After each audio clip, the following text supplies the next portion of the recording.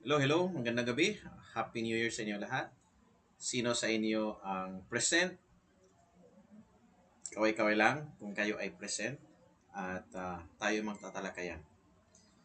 Meron akong magandang topic na i-introduce sa araw na to. Okay, so antay-antay man natin na mayroong maka-attend na iba ng mga subscribers natin. Okay? Kumusta ang inyong Christmas at yung inyong New Year? Maayos ba? I hope nasa mabuti kayong kalagayan.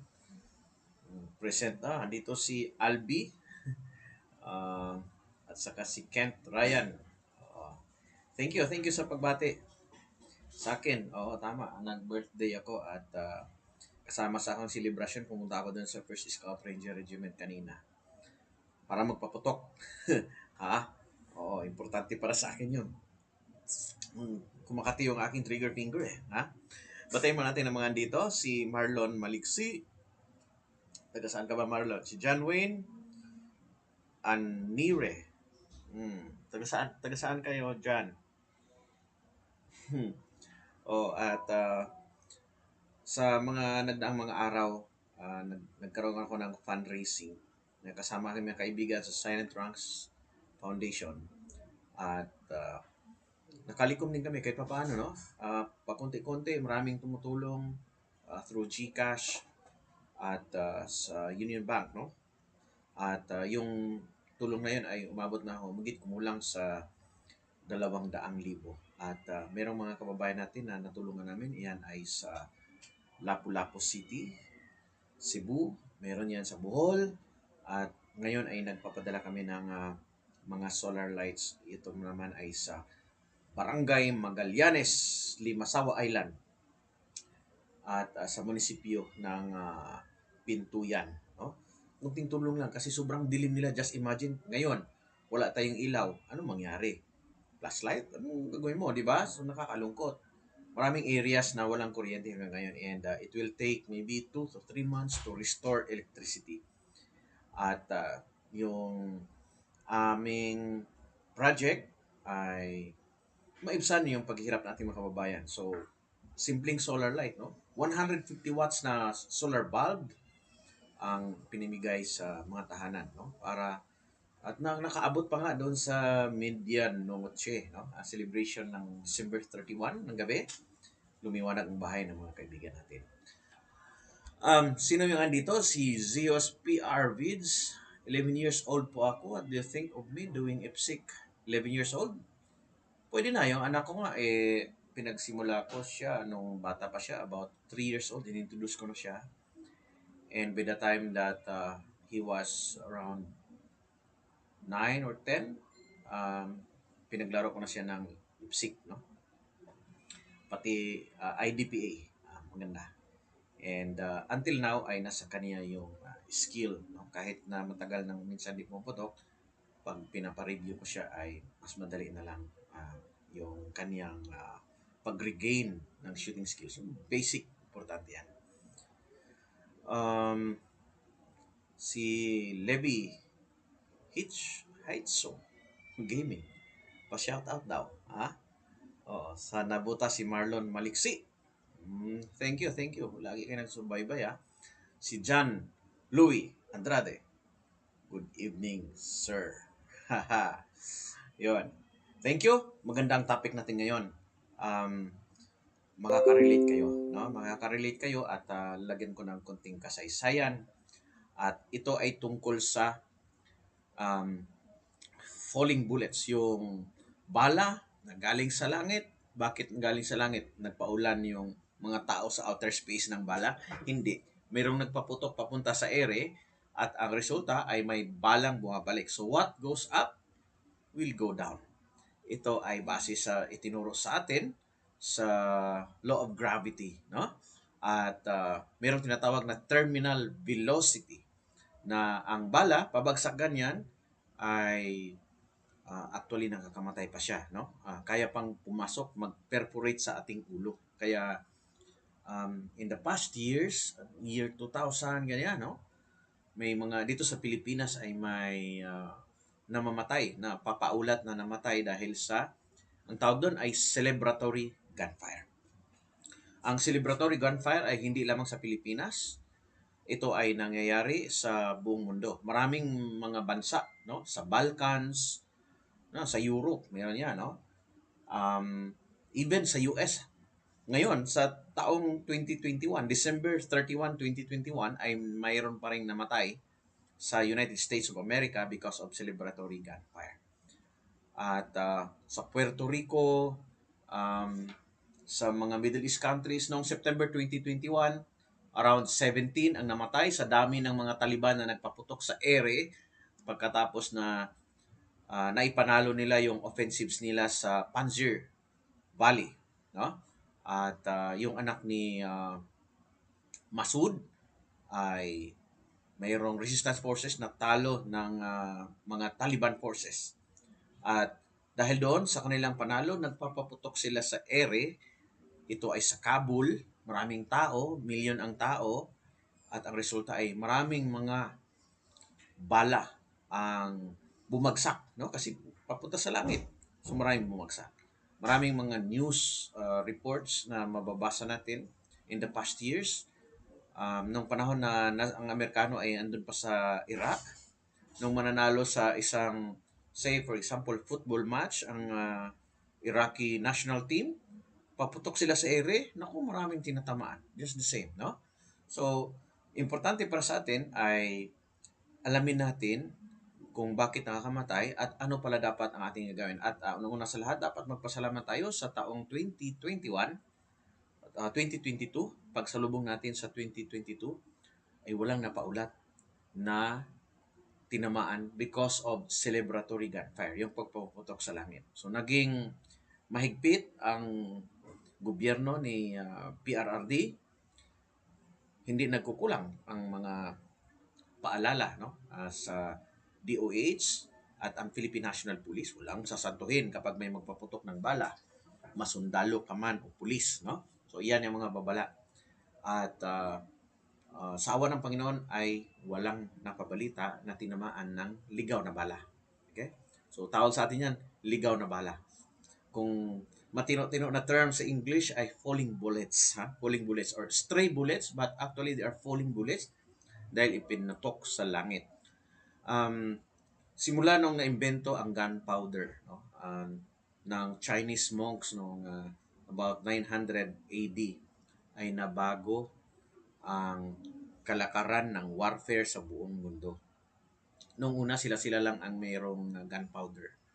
Ginagamit nila din ito pagpapuputok para takutin ang mga masamang espiritu. Minsan yung mga sabi-sabi na yan, because of the flow of information, dati wala pang internet, no? But nagtatravel ang information sa pamamagitan ng pagkikipag-usap sa mga kalakalan, at yung practice ng one culture ay naililipat sa ibang culture. Katunayan ay mayroong tinatawag na Silk Road nung araw, no? Silk Road. Sa trading ruta ng mga Chinese at mga Arab merchants na ay galing sa China, nadadala nila ang kanilang mga commodities papunta sa Europe. At isa sa nagpapatunay na mayroon talaga niya nakalakalan at nakakarating, may nagkakaroon ng interaction ng East at saka West ay si Marco Polo, no? Yung Venetian explorer nakarating hanggang China. At kasama sa interaction na yon ay ang pag-export, no? Ang pag-export ng kaalaman tungkol sa gunpowder. Kaya simula sa sibat, araw, tagaan ng mga knights, simula nung around 13-1400s ay meron ng baril. Naimbento na yung baril because of the gunpowder. At dati panakot lang sa mga bad spirits, yung firecracker, di ba? Puputok sa langit. Panakot sa mga evil spirit, bad spirit, nagagamit na sa warfare. At maging sa selebrasyon ngayon, instead na ordinaryong firecracker lang ipaputok, yung mga utak pulbura, Kaya nga utak pulbura tawag, gunpowder yan eh. Gunpowder laman dito, hindi nag-iisip ang ibig sabihin. Nagpapuputok sa langit gamit ang kanilang baril. Instead ng firecracker lang dapat. Okay? At kung makikita nyo sa mga ceremonies ng military, sa gun salute, may pinaputok na kanyon, may pinaputok na yung firing party na baril, kalimitan ay M14 rifle, kung makikita ninyo. Walang bala yan, walang ulo, walang bullet. Ha? Ang tawag doon, blank ammunition. At ang blank ammunition, pag iputok mo, puputok, pero walang lumilipad na bullet, walang projectile. So, safe, no? Safe yung conduct ng activity na yon, yung firing party. So, hindi pwede sabihin, kayo nga military, nagpaputok kayo. Hindi, blank ammo yon. Pag live bullet, mayroong bullet sa dulo. Ang bullet yung lumilipad, yan yung bullet. Yun ang may posibilidad na makakamatay. Okay? So, dahil na-export ang kaalaman sa gunpowder at naimbento ang baril, ang gera, halimbawa, noong binabawi na ng kinukuha, nagkaroon ng gera noon, ang kasalukuyang Turkey, yan ay Byzantine Empire. Sa mga Romans yan. So, mais at saka west na part ng Rome, no? Nung nakuha yan ng mga Ottoman Turks, gamit nila mga baril na. So, meron ng kanyon, no? Na pang-breach sa wall. Paputukan nila yung mga wall. Mabutas yung mga wall at natatakot siyempre yung mga nagde-depend doon.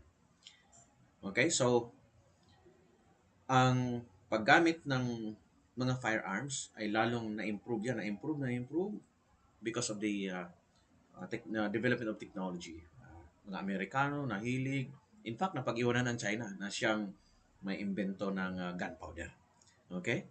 So, 2021, 2022 na ngayon, meron pa rin mga taong naniniwala na ang paggamit ng baril paputok sa ere ay okay, no? Acceptable. Kahit na napakarami ng batas na ipinasa, marami ng mga lessons, mga evidence na magpapatunay na nakakamatay talaga yung bala na pinuputok na sa langit, meron pa rin insisting. In fact, sa Amerika ba, edukado yung mga tao doon. But meron pa rin namamatay. Meron pa rin namamatay.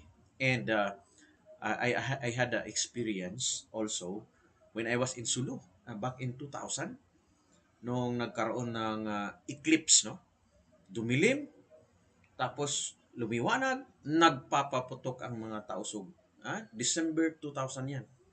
And dahil doon sa celebration na yon, mag-celebrate, whatever, celebration ba yon, may mga natinamaan. At ang ginawa ko nga noon, ipinagilid ko sa building, sa wall, ang mga tao ko. Kasi baka mayroong lalapag doon sa aming building sa loob ng busbos, sa tinirahan namin na building.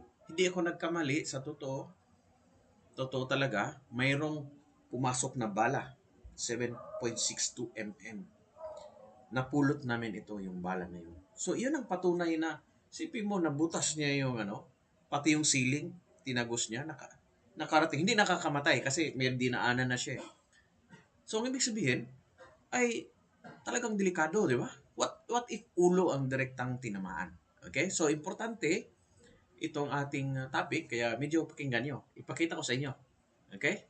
So, i-react lang natin yung video na to na mula sa content ng ibang channel, no? Ayan. Panoorin natin at alamin natin.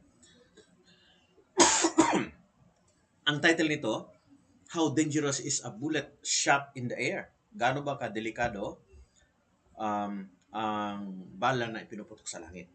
Okay? So, pwede na magagamit itong content na to para ma-inform ninyo ang inyong mga anak, inyong mga kapatid, mga kaibigan na may baril na mahilig magpuputok.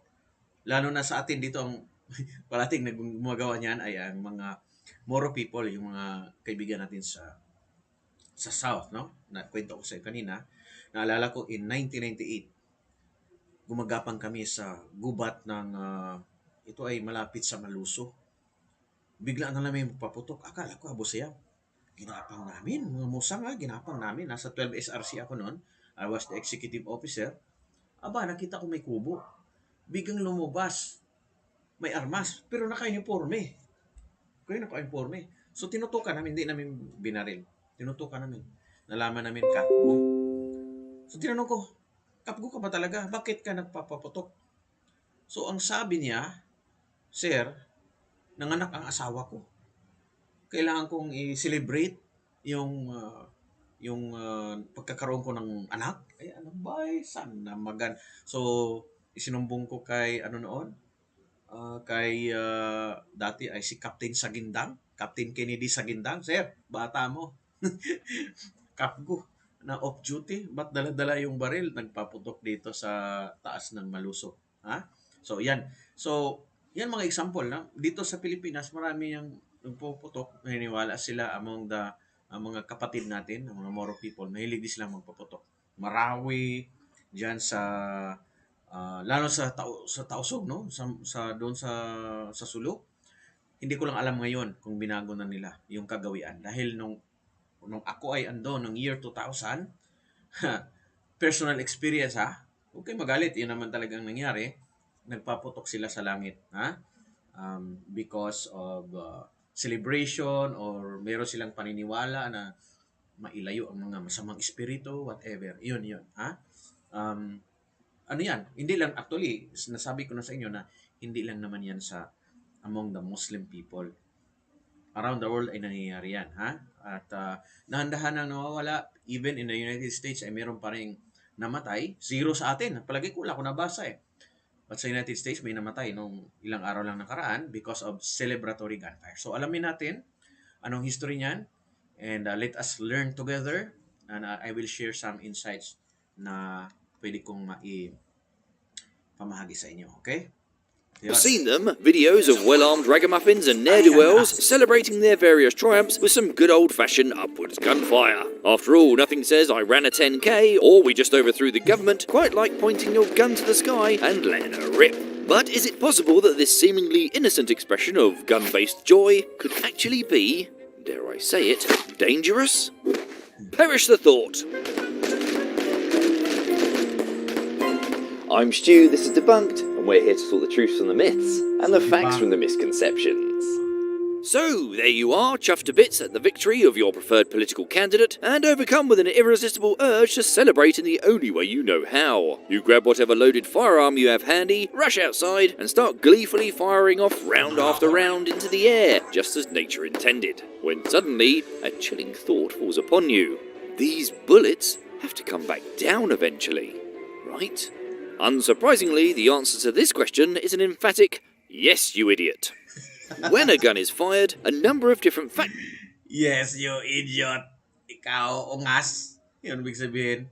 Kapag pinutok mo sa langit, pagbalik, nakakamatay. Yes. determine the bullet's path through the air on the way to its target. One of the first things to consider is muzzle velocity, which is very simply the speed at which a bullet is moving the moment it leaves the gun barrel, or muzzle. This can vary considerably depending on the kind of gun and round used. The ever-popular AK-47, for instance... Ang muzzle velocity, yun yung speed ng bala pag exit niya doon sa muzzle, yung sa dulo ng barrel. At yung iba't ibang hugis ng mga bala at ang haba ng barrel. Yung haba actually ng barrel ang mag-determine kung gaano kabilis. So kung kagaya ng 5.56 mm na M16 rifle 20 inch, siyempre mas mataas ang muzzle velocity niya doon sa mga maikli na version niya pero parehas like M4. Tama? And ganun din, no? Pag 7.62 or 5.56, kung ikumpara mo naman, iba. At kung pistol, which is 5-inch barrel halimbawa, siyempre, tapos yung bala niya, kunti lang naman, alam mo yung ganun. So may yun mga factors na makita natin na iba-iba pala ang tinatawag na muzzle velocity. Depende sa type of bullet used and the length of the barrel. Pag mas mahaba na barrel, medyo mas mataas ang muzzle velocity. Okay? is capable of firing bullets at around 715 meters per second, or 2,350 feet per second. While in modern rifles, some of the fastest high-performance cartridges can reach muzzle velocities of well over 1,200 meters per second, or about 4,000 feet per second. Due to the effects of air resistance, bullets slow down pretty quickly after they've been fired, and follow a route determined by a variety of factors, including things like atmospheric pressure, humidity, and air temperature.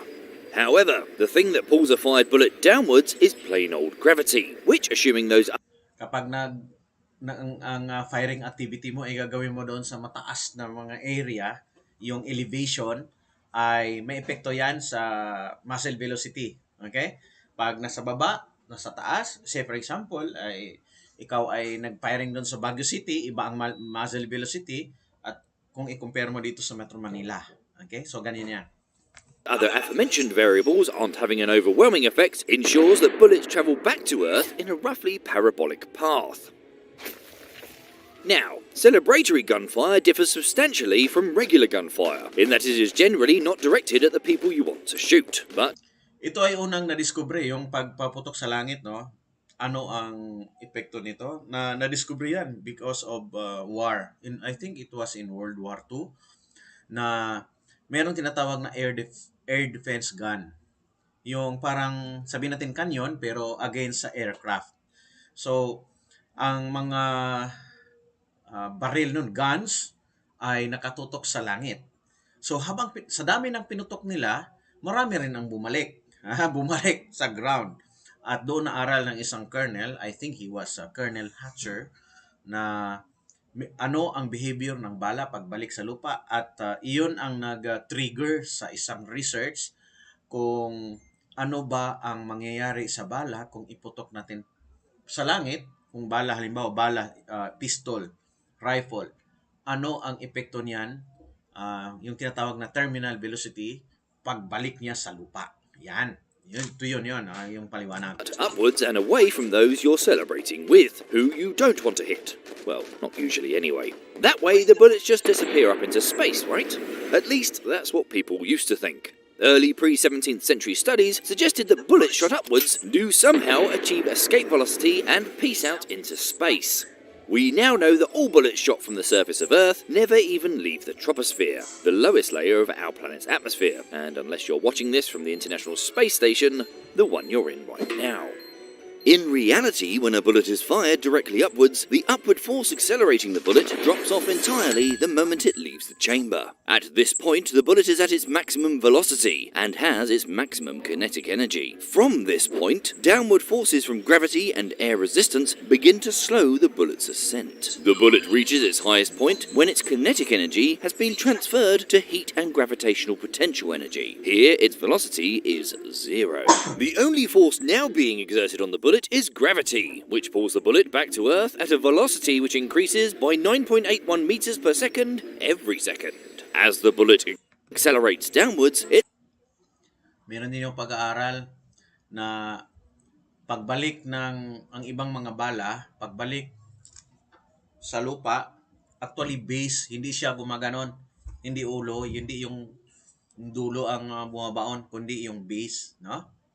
And it may depend on the type of bullet. Pero may pag-aaral na ganun ang nakita nila sa findings nila. its velocity increases, as does the air resistance. And when a bullet falls naturally, it will often spin and tumble in the air, further increasing its air resistance and slowing its acceleration significantly. When gravity and air resistance balance out, the bullet will hit its terminal velocity, meaning it will no longer go any faster. The question is, are bullets falling at this speed still dangerous? Well, the terminal velocity of a falling bullet will obviously vary depending on the type of bullet. But, generally speaking, yes, very much so. But before we get into that, we'd like to introduce you to Atlas VPN. We've all heard the term, but what is a VPN? Well, a virtual private network makes all your internet traffic Forward natin ng konti, ha?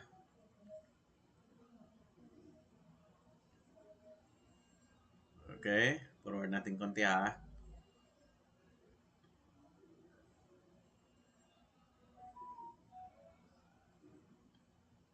and new entertainment channels. Right, let's travel back to the 1920s, where the US military conducted a series of tests on falling bullets, Yeah, and found sir, that a it's 30 caliber round can reach terminal velocities of 90 meters per second, or just over 200 miles per hour. According to forensic scientist Dr. B.N. Matu, a 30 caliber round can break through skin while travelling at speeds as low as 37 meters per second, or 85 miles per hour. As you can see, falling bullets have more than enough energy to cause you harm. Possibly worse. Marami na 'di ba mga Pilipino tinamaan?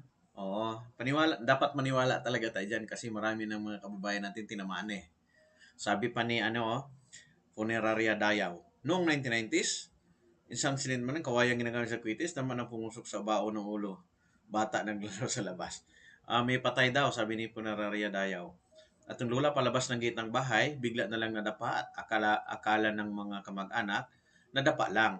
At ito'y napatay. Pinag-autopsy, bala ng caliber 45 sa ulo. Ang tama. Yun nga, yung sabi. May nagpaputok sa ere, baka ang layo niya doon, paglapag, ayun, may tinamaan doon. So, wala na. Yung nagpaputok, hindi niya nakita ang mukha nung tinamaan niya. Kasi, ang aring may angle konti, nag-travel pa somewhere yung bala. And that's just regarding falling bullets. In reality, people celebrating things with gunfire aren't generally bothered about making sure that their weapon is perfectly vertical. If a gun is fired at a sufficiently shallow angle, instead of stalling and falling, the bullet will often retain its angular ballistic trajectory and continue on its parabolic path, making it far less likely to begin tumbling in the air. As a result, such bullets will lose considerably less speed compared to a bullet in freefall, and will be travelling much faster when they hit the ground, or whatever gets in its way first.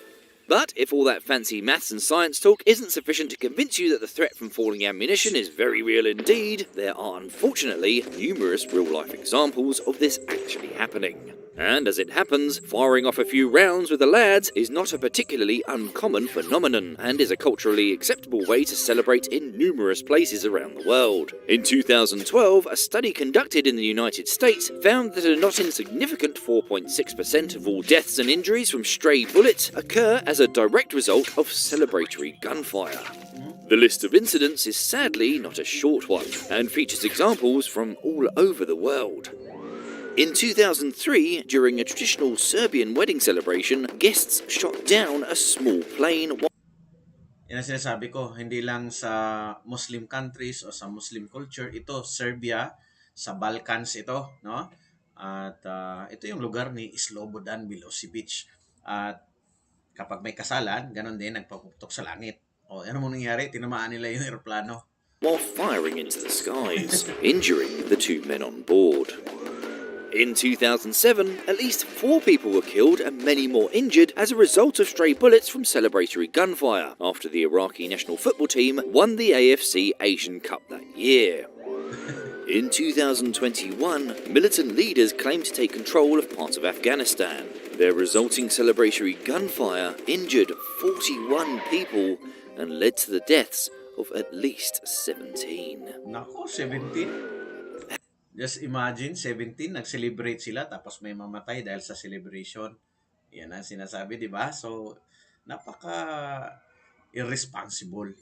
And in 1999, a teenager called Shannon Smith was killed after being struck in the head by a stray bullet while outside in her backyard in Arizona. This prompted the state to enact Shannon's Law, which made it illegal to discharge a firearm into the air in Arizona's cities and towns. Indeed, in some respects, falling bullets may even be considered more dangerous than regular gunfire. Between 1985 and 1992, a group of physicians at the Martin Luther King Drew Medical Center in Los Angeles studied victims of gunshot wounds, identifying 118 who had been struck by falling bullets. Compared to those hurt in your average boring run-of-the-mill shootings, who died at rates of between 2 and 6%, the death rates of those unlucky enough to be hit by falling bullets was around a third. Nako.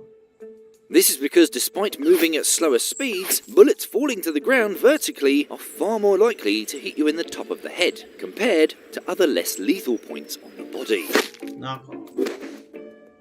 So, as you can see, celebratory gunfire is not particularly uncommon, and the risk that it possesses is very real indeed. So, the next time your football team wins, or you're just jazzed about it being New Year's, it might be a good idea not to randomly pump the sky full of lead. Stick to confetti cannons instead. Yeah, safe. Remember to click on our exclusive link for Atlas. Iyon ang sinasabi. Ha? Ibalik lang natin. So I hope natuto kayo doon sa ating content ngayon. Pinatunayan lang natin na talagang nakakamatay based on the experience of others and also our local experience. Marami na ang nagpapatunay niyan, and may mga police reports tayo 2000s, no, hanggang 1990s. Naku, maraming mga casualties natin because of celebratory gunfire, and we are very thankful na walang napabalita sa pagsalubong ng 2022. And hindi lang naman yan dahil sa New Year, dahil dun sa halimbawa sa Mindanao, mga kababayan natin nagsiselebrate dahil nanganak, dahil may lindol, pagkatapos ng lindol magpaputok, pagkatapos ng solar eclipse magpaputok, or part ng any other celebration, no? Celebration nila, nanalo ba sa si Mayor, nanalo si Mayor Muhammad sa pagkamayor, magpaputok na naman dahil sa kasayahan. Iyon ang mga example. And ito ay dapat matapos dahil walang kwenta ang kamatayan ng ating mga kababayan dahil irresponsable ang ilan na may baril. At tandaan natin na kung kayo ay mahuli na nagpapaputok ng baril, kung walang lisensya, doble-doble ang inyong kaso. Firing illegal possession of firearms and indiscriminate firing. Yun ang kaso natin. Kung nakapatay kayo, may another kaso na naman tayo. So marami tayong kaso harapin. At kung pairalin lang natin ang batas, ay talagang meron kang kalalagyan at ito ay malamig na rehas. Ayun. So I hope you all have learned from this, and i-share nyo yung content natin sa ating mga kaibigan, lalo na yung kilala mo na mahilig magpapaputok ng kanyang baril. At yun ang dahilan kung bakit isa sa parati nating paalala, even in my contents, pinapaalala natin ang cardinal rules of gun safety. Kasama doon yung be sure of your target and what is around it. Ang ibig sabihin, dapat ma-stop yung bala pag ipinaputok mo. Ma-stop ng backstop. Ang tawag doon, backstop kapag nasa firing range tayo. At yung responsibilidad na yan ay dapat nasa personal. Kung ikaw ay bumibili ng firearm, requirement doon ang kaalaman sa cardinal rules of gun safety at basic knowledge about the principles of marksmanship. Kasi pag alam mo yung dalawa na yon, then you will become more responsible as a gun owner. So, I hope maging tayo, no? Maging part tayo sa information dissemination. You share our contents and bring good vibes sa ating mga kaibigan. At kung meron kayong mga request na contents na gusto nating i-react, as long as huwag yung copyrighted na mga contents, ay ilagay nyo lang doon sa comment section para ating gagawin sa sunod na mga araw. Maraming salamat sa pagsuporta sa aking channel at ipaabot sa inyong pamilya ang aking mainit na pagbati. Happy New Year sa taong 2022. Maraming salamat. Magandang gabi sa inyo lahat.